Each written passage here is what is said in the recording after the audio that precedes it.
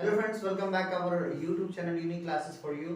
और आज के इस वीडियो में हम डिस्कस करने जा रहे हैं accounting for not profit organization का तीसरा वीडियो लेक्चर। दो वीडियो हमने ऑलरेडी स्टार्ट कर दिया है यूट्यूब पर, तो पहले जो है दो वीडियो देखने के बाद तीसरे वीडियो को देखिएगा। तो यहाँ पर जो है हमने जो टॉपिक लिया है वो कैलकुलेशन ऑफ सब्सक्रिप्शन, उसके बाद मटेरियल कंज्यूम, जो कैलकुलेशन हम मटेरियल कंज्यूम का किस तरह से करते हैं, और उसके बाद फिर फंड बेस्ड अकाउंटिंग। तो तीन मेनली इसमें तीन टॉपिक को हम डिस्कस करेंगे। और सबसे पहला टॉपिक मेरा रहेगा इसमें कैलकुलेशन ऑफ सब्सक्रिप्शन। तो कैलकुलेशन ऑफ सब्सक्रिप्शन हम किस तरह से करते हैं, सबसे पहले मैं शॉर्ट ओवरव्यू आपको बता दूं कि कैलकुलेशन ऑफ सब्सक्रिप्शन से कि सब्सक्रिप्शन होता क्या है। तो सब्सक्रिप्शन जो है एक चंदा होता है, मेंबरशिप फी होता है किसी भी एनजीओ या एनपीओ ऑर्गेनाइजेशन के लिए।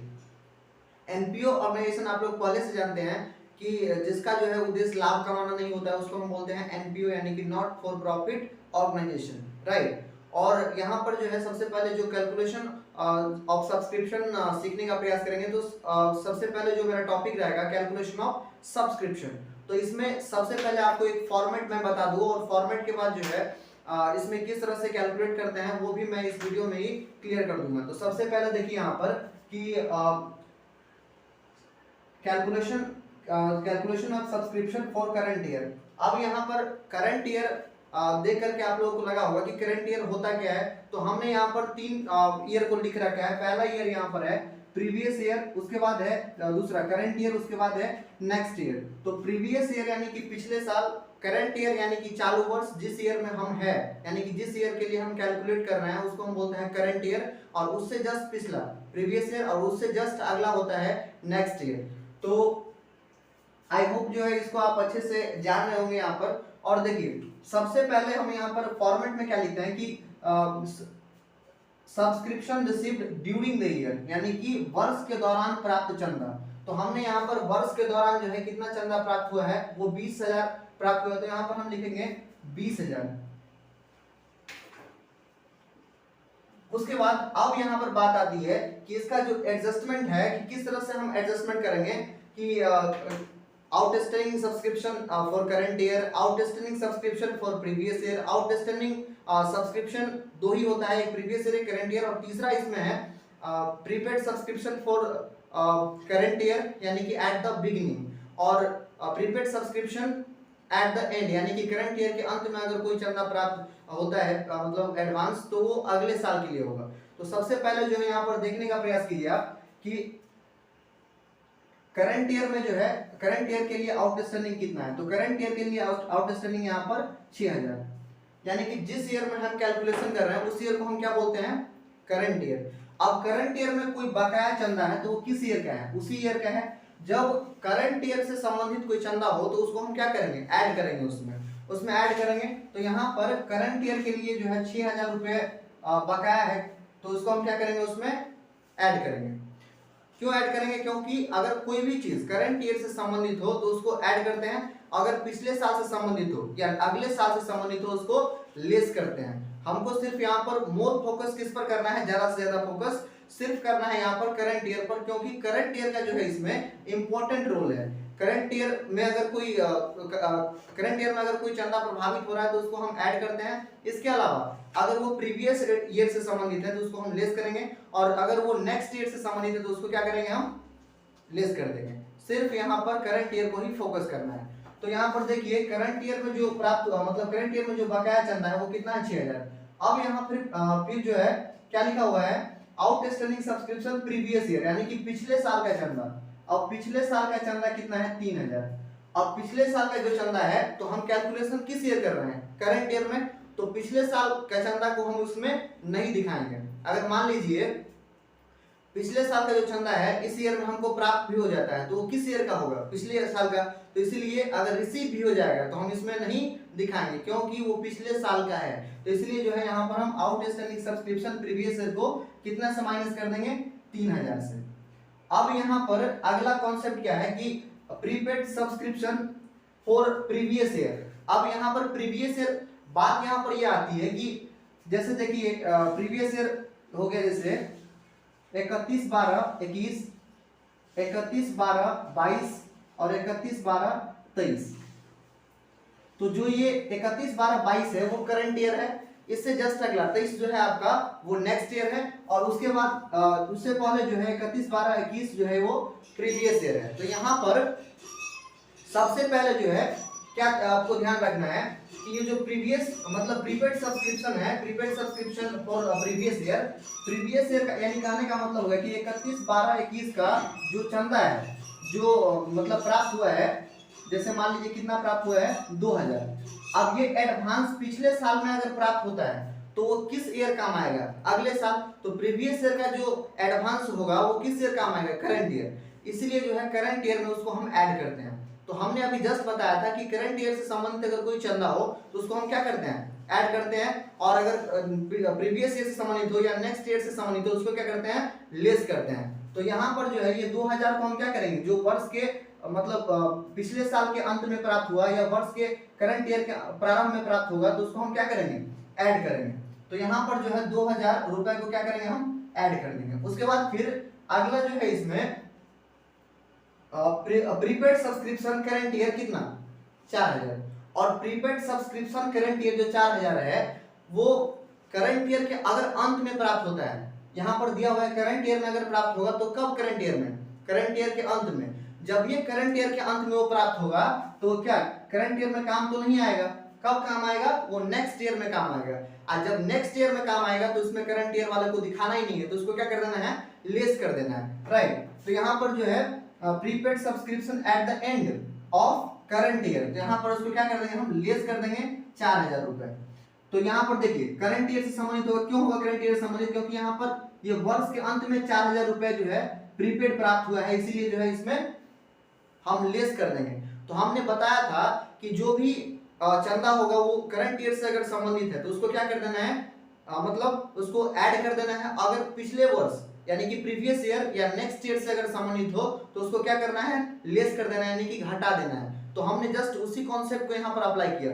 एक चीज और याद रखिएगा क्या, क्योंकि जब हम ये कैलकुलेशन करते हैं तो कभी कभी जो है नॉर्मल क्वेश्चन ज्यादातर होता है, लेकिन कभी कभी एक दो क्वेश्चन में ऐसा कर देगा जिसमें आप हो सकता है कि आप उसमें फंस जाए। तो फंसने का तो कोई बात ही नहीं है, हम इसमें जो है एक एक कॉन्सेप्ट को क्लियर कर देंगे।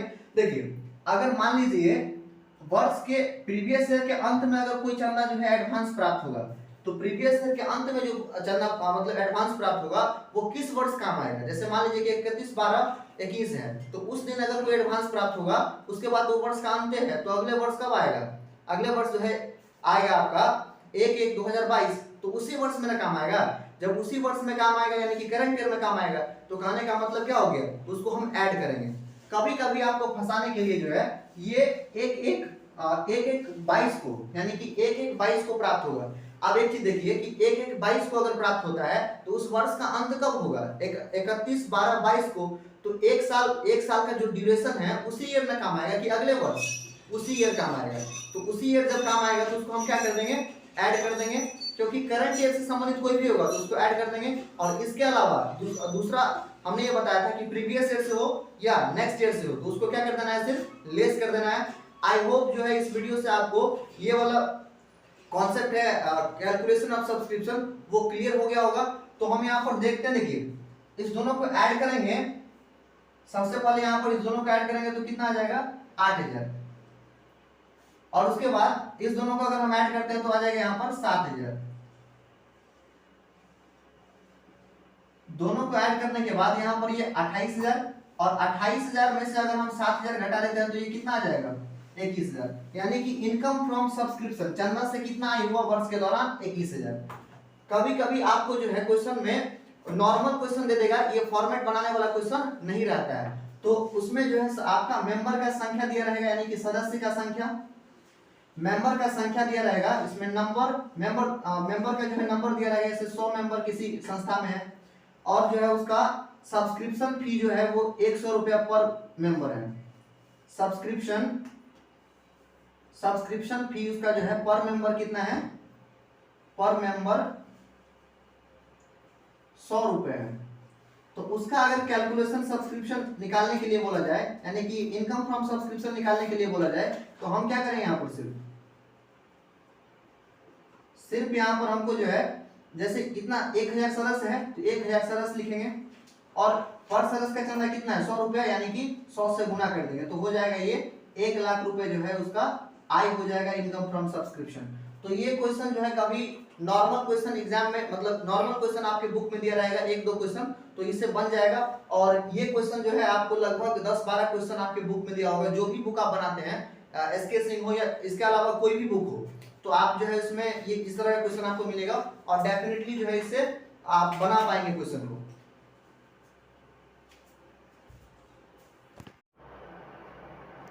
तो इस वीडियो में हमने ये बताने का प्रयास किया कि कैलकुलेशन ऑफ सब्सक्रिप्शन हम किस तरह से करते हैं। तो आई होप जो है ये वाला टॉपिक आपका क्लियर हो गया होगा, कैलकुलेशन ऑफ सब्सक्रिप्शन। तो बढ़ते हैं, उसमें एक नया टॉपिक है, कभी कभी आपको जो है क्वेश्चन बनाने के लिए दे देगा आपको सब्सक्रिप्शन अकाउंट बनाएं।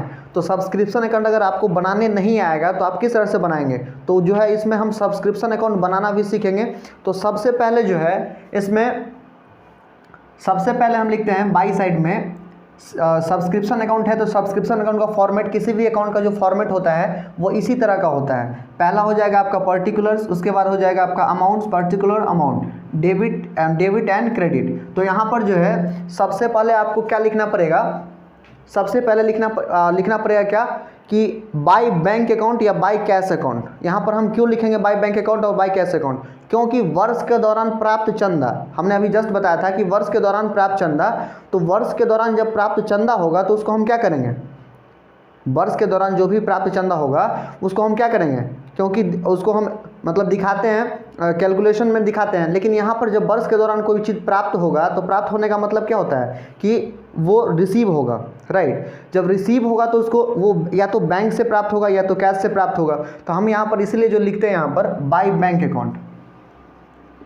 By bank account. जैसे उसमें था, जैसे आप कोई क्वेश्चन सपोज कीजिए कि इतना जो है 20,000 रुपये जो है ये वर्ष के दौरान प्राप्त चंदा हुआ। उसके बाद करंट ईयर में, अगर करंट ईयर में मान लीजिए कोई भी अमाउंट करंट ईयर के अंत में अगर कोई भी बकाया रहता है, तो जब भी बकाया रहता है तो इसमें आपको एक ही ट्रिक समझना है क्या कि जहाँ पर ये जो वर्ष के दौरान जो प्राप्त चंदा है उसी साइड में वर्ष के दौरान जो है जो बकाया रहेगा, जो कहने का मतलब हो गया कि वर्ष के अंत का जो बकाया रहेगा उसी साइड में हम दिखाएंगे। तो यहाँ पर लिखेंगे आउटस्टैंडिंग सब्सक्रिप्शन, और ये किस ईयर का आउटस्टैंडिंग सब्सक्रिप्शन, तो करंट ईयर का, क्योंकि हम इसमें ऐड करते थे, किस में ऐड करते थे, कैलकुलेशन सब्सक्रिप्शन जब हम किए थे तो उसमें कहाँ पर ऐड करते थे, तो वर्ष के दौरान जो चंदा प्राप्त हो रहा था उसमें ऐड कर रहे थे ना। तो यहाँ पर भी हम क्या करेंगे, ऐड करेंगे। तो ऐड करने का मतलब यहाँ पर दिखाएंगे तभी ऐड होगा। तो यहाँ पर मान लीजिए कि ये 6,000 रुपये है, सपोज कीजिए कि ये 6,000 रुपये है वर्ष के दौरान, मतलब जो है बकाया चंदा है वर्ष के अंत में, करंट ईयर के अंत में। उसके बाद जो है एक होता है आपका आउटस्टैंडिंग सब्सक्रिप्शन प्रीवियस ईयर के बारे में हमने बताया था कि प्रीवियस ईयर का अगर कोई बकाया चंदा है या वो प्राप्त हुआ है या नहीं हुआ है उससे कोई मतलब नहीं है, सिर्फ प्रीवियस ईयर का है। तो प्रीवियस ईयर का है तो उसको हम क्या करते हैं, घटाते हैं। अब एक चीज़ बताइए, यहाँ पर हम जोड़ने वाले को लिखे हैं तो घटाने वाला जो अमाउंट है उसको किस साइड लिखना पड़ेगा, तो टू साइड में लिखना पड़ेगा। तो इसीलिए जो है यहाँ पर हम लिखेंगे आउटस्टैंडिंग सब्सक्रिप्शन प्रीवियस ईयर। तो मान लीजिए जो अमाउंट ये है वो 2,000 दिया हुआ है। उसके बाद फिर अगला कॉन्सेप्ट इसमें आता है, हमने आउटस्टैंडिंग के बारे में चर्चा कर लिया कि अगर करंट ईयर से संबंधित होगा तो बाई साइड में दिखा देंगे, अगर करंट ईयर से संबंधित नहीं है, वो प्रीवियस ईयर से संबंधित है तो उसको हम टू साइड में दिखा देंगे। बस आउटस्टैंडिंग की कहानी खत्म हो गया। अब यहाँ पर बात आती है जो है प्रीपेड सब्सक्रिप्शन को हम एडवांस सब्सक्रिप्शन भी बोल सकते हैं। तो प्रीपेड सब्सक्रिप्शन अगर वर्ष के प्रारंभ में प्राप्त होगा या प्रीवियस ईयर के अंत में प्राप्त होगा, बात दोनों बराबर है। क्यों बराबर है, क्योंकि अगर प्रीवियस ईयर का अंत जो है अगर 31/12/21 का जो प्रीवियस ईयर का अंत हो रहा है तो चालू ईयर का जो प्रारंभ कब होगा, 1/1/22 को। अब एक दिन का फर्क है तो उससे क्या हो सकता है, कुछ नहीं होगा। तो कहने का मतलब हो गया कि प्रीवियस ईयर के अंत का हो या चालू वर्ष के प्रारंभ का हो, दोनों का बात बराबर हुआ। अगर मान लीजिए ये प्रीपेड सब्सक्रिप्शन वर्ष के प्रारंभ में प्राप्त होता है या प्रीवियस ईयर के अंत में प्राप्त होता है, तो किस साइड दिखाएंगे हम, क्योंकि वो करंट ईयर में काम आने वाला है। जब करंट ईयर में काम आएगा तो उसको हम क्या करते हैं, ऐड करते हैं। तो हमने अभी जस्ट बताया था ये ट्रिक कि ऐड करने वाला जो भी रहेगा उसको बाई साइड लिखेंगे और यहाँ पर जो भी लेस करने वाला रहेगा उसको हम टू साइड लिखेंगे। तो यहाँ पर हम लिख देते हैं by prepaid subscription, by prepaid subscription ये प्रीवियस ईयर का अमाउंट, किसका अमाउंट, प्रीवियस ईयर में प्राप्त होगा। तो यहाँ पर लिखेंगे हम, यानी कि प्रीवियस ईयर सब्सक्रिप्शन मान लीजिए यहाँ पर जो है 2000 रुपये दिया हुआ है। उसके बाद फिर previous year subscription at the end कब का, यानी कि करंट ईयर का।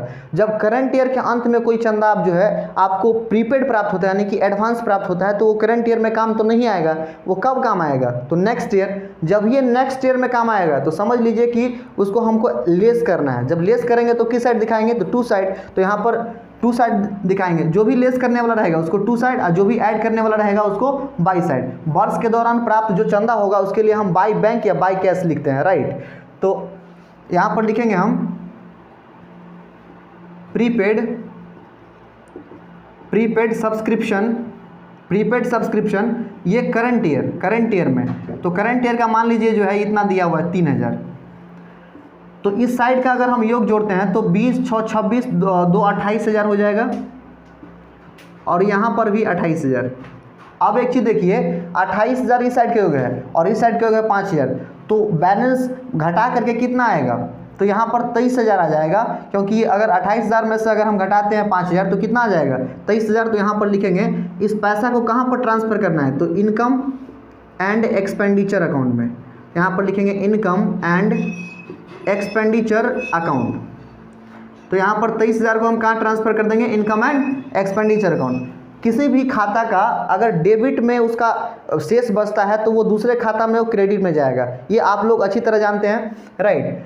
तो ये जो कैलकुलेशन ऑफ सब्सक्रिप्शन भी इस वीडियो में हमने बताया और सब्सक्रिप्शन अकाउंट बनाना भी इस वीडियो में हमने सिखाया। और अगला टॉपिक जो है वो है मटेरियल कंज्यूम्ड, किस तरह से हम कैलकुलेशन करते हैं। तो मटेरियल कंज्यूम्ड कैलकुलेशन करने के लिए सिंपल फार्मूला है, मटेरियल कहने का मतलब हो गया, मटेरियल कहने का मतलब हो गया आपका सामग्री।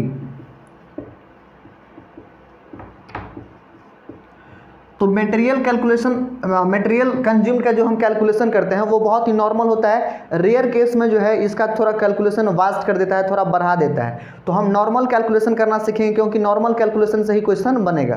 तो यहाँ पर मटेरियल कंज्यूम्ड जो है उसका फॉर्मूला होता है, मटेरियल कंज्यूम्ड बराबर फॉर्मूला होता है एक ओपनिंग स्टॉक प्लस परचेज और माइनस हो जाता है इसमें क्लोजिंग स्टॉक।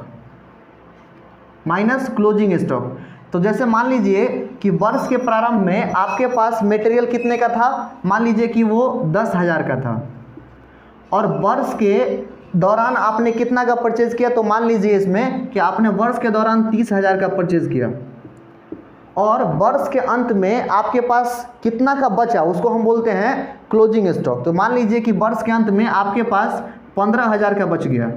अब एक चीज़ बताइए कि 10,000 पहले से था और 30,000 हमने और ख़रीदा, तो कितना का हो गया ये 40,000। अब ये 40,000 में से 15,000 बच गया, तो यानी कि कितना खपत हो गया, तो ये 25,000 खपत हो गया। यही आपका जो है मटेरियल कंज्यूम्ड आ जाएगा, यही आपका मटेरियल कंज्यूम्ड आ जाएगा। अब मटेरियल कंज्यूम्ड हम किस एसेट को मतलब किसको बोलेंगे, जैसे आपका हो गया, जैसे मटेरियल कंज्यूम्ड तो जैसे हो गया आपका स्टेशनरी हो गया, ये भी एक मटेरियल कंज्यूम्ड है, यानी कि जो खपत होने वाला सामान है। जैसे फूड हो गया, फूड मतलब खाना, वो भी खपत होगा। फूड वाला जो भी आइटम होगा वो भी खपत होगा। कहने का मतलब वो कौन सा मतलब मटेरियल हो जाएगा वो, तो उसके लिए ही हमको क्या कैलकुलेट करना पड़ता है, मटेरियल कंज्यूम्ड, राइट। कई तरह का कंज्यूम्ड होता है, एक मेडिसिन कंज्यूम्ड यानी कि मेडिसिन का खपत, यानी कभी स्टेशनरी कंज्यूम्ड यानी कि स्टेशनरी का खपत। तो जो भी आपका दिया रहेगा इस फार्मूला का बैठाइएगा, आराम से जो है क्वेश्चन आपका बन जाएगा। मटेरियल कंज्यूम्ड या मेडिसिन कंज्यूम्ड बोले कोई दिक्कत नहीं है, ये फार्मूला बैठाइएगा। अगर मेडिसिन कंज्यूम्ड रहेगा तो कोई दिक्कत नहीं है, ओपनिंग स्टॉक अब मेडिसिन जो वर्ष के दौरान क्रय किया होगा वो, और उसके बाद वर्ष के अंत में जो क्लोजिंग स्टॉक बचा होगा उसको उसमें से लेस कर देना है, बस आपका आंसर फाइंड हो जाएगा। और आपको जो है ये कॉन्सेप्ट क्लियर हो गया होगा जो हमने इसमें बताने का प्रयास किया है, राइट। चलिए,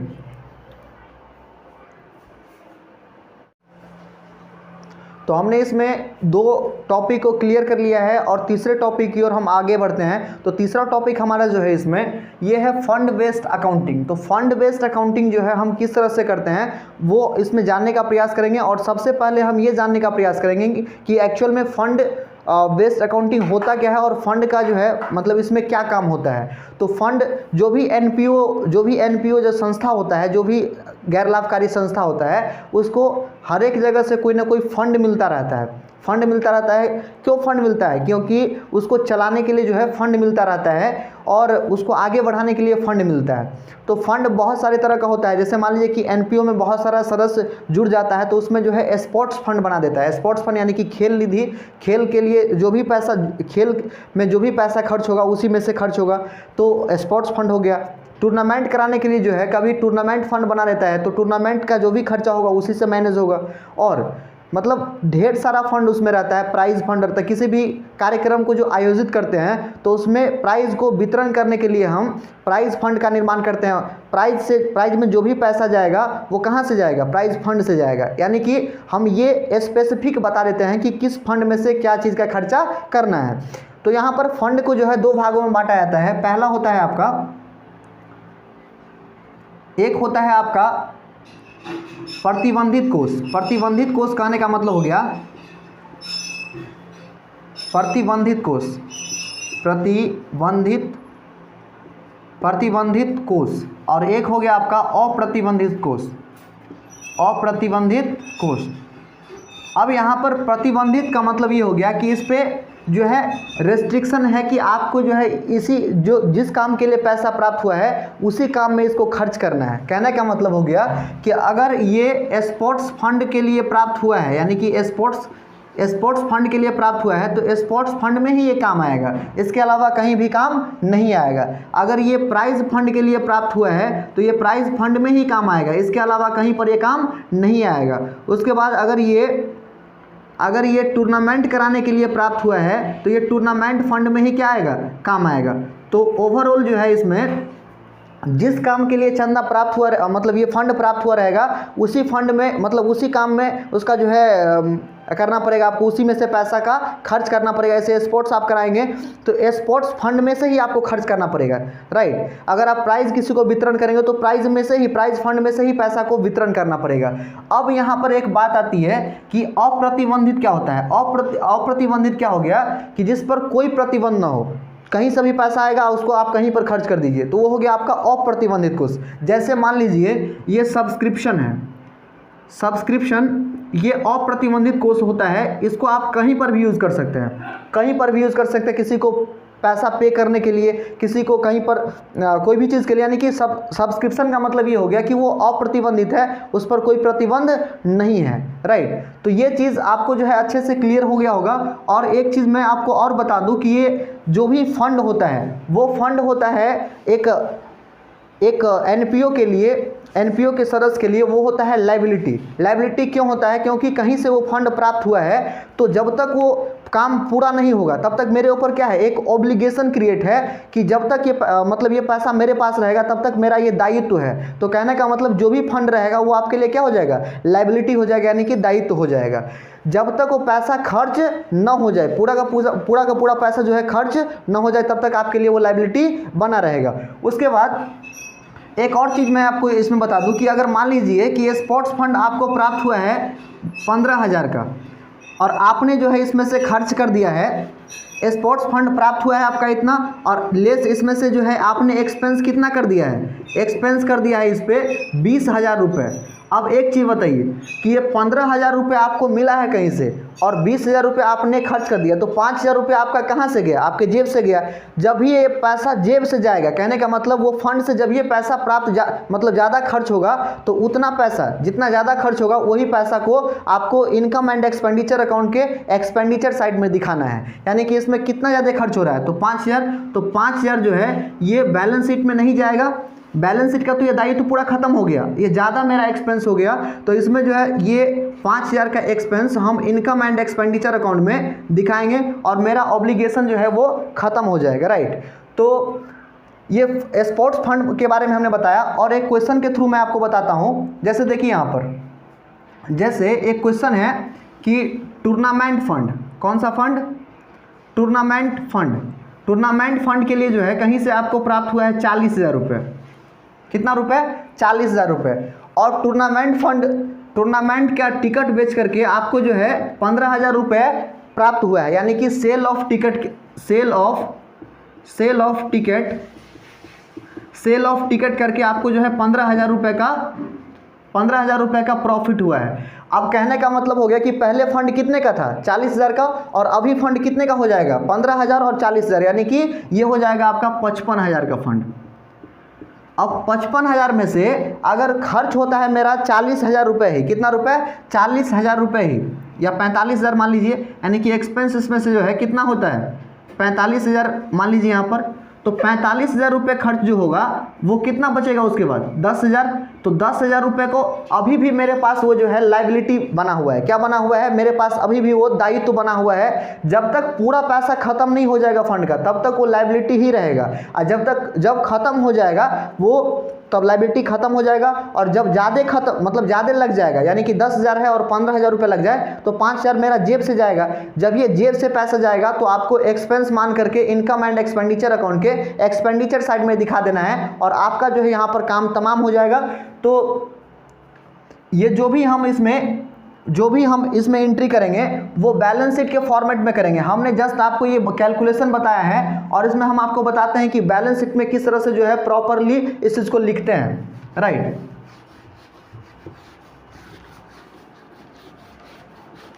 तो बैलेंस शीट में जो है इसमें हम किस तरह से लिखते हैं तो ये आपको मैं बता देता हूं और अच्छे से जो है क्लियर हो जाएगा। तो हमने जस्ट आपको कैलकुलेशन बताया था और इसमें देखिए बैलेंस शीट जब हम इसमें प्रिपेयर करेंगे तो बैलेंस शीट का फॉर्मेट ऑलरेडी आप लोगों को आता होगा।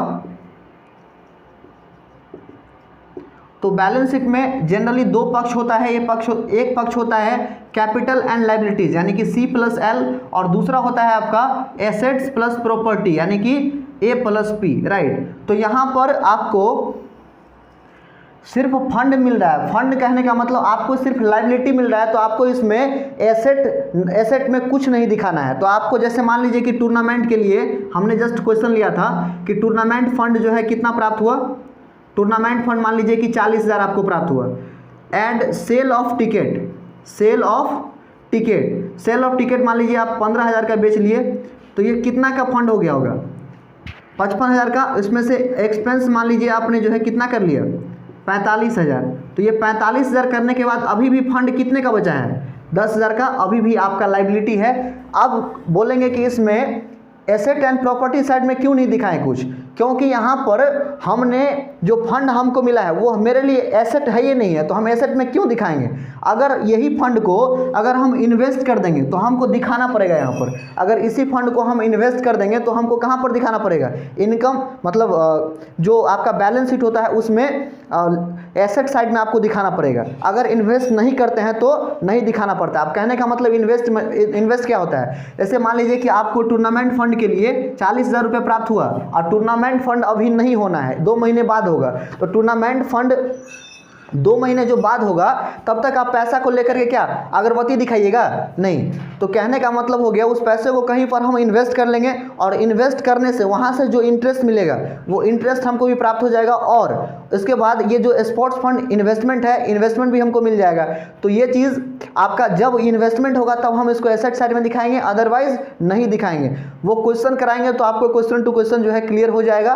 और यहाँ पर हमने जो बताने का प्रयास किया है वो काफ़ी हद तक आप लोगों को जो है समझ में आया होगा। लेकिन यहीं पर आप एक चीज़ देख लीजिए, जैसे ये 55,000 रुपये टूर्नामेंट फंड हो गया, 40,000 प्राप्त हुआ था, टिकट बेच करके जो है इसमें 15,000 यानी कि 55,000 रुपये इसमें अभी भी देखने को आपको मिल रहा होगा। एक्सपेंस हमने कितना किया सिर्फ 45,000, अभी भी कितना ऑब्लिगेशन है 10,000, यानी कि अभी भी दायित्व कितने का बचा है 10,000 का। लेकिन यहीं पर अगर हम 55,000 है और 60,000 रुपये मेरा खर्च हो जाएगा, तो 60,000 रुपये जब खर्च हो जाएगा तो कितना रुपये ज़्यादा लग जाएगा, यानी कि 5,000, तो 5,000 मेरे जेब से लग जाएगा। जब ये जेब से लगेगा उसको इनकम एंड एक्सपेंडिचर अकाउंट के एक्सपेंडिचर साइड में भेज देना है और आपको कुछ नहीं करना है। तो आई होप इस वीडियो से जो है आपको ये जो तीनों टॉपिक हमने बताया है वो क्लियर हो गया होगा। और अगर कोई इसमें प्रॉब्लम है तो आप जो है कमेंट सेक्शन में कमेंट कर सकते हैं। मिलते हैं नेक्स्ट वीडियो में, तब तक के लिए जय हिंद।